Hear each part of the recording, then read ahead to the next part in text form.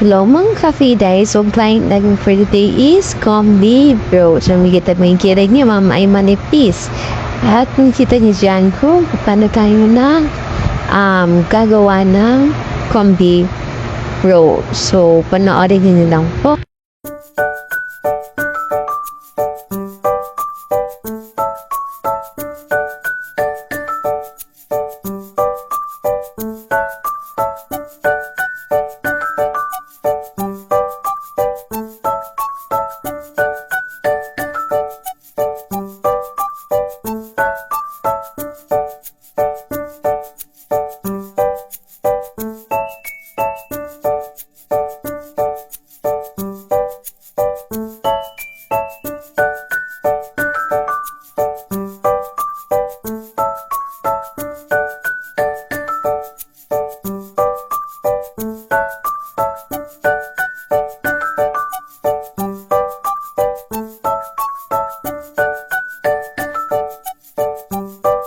So, ito na po yung kanyang kilay. So, tcharan!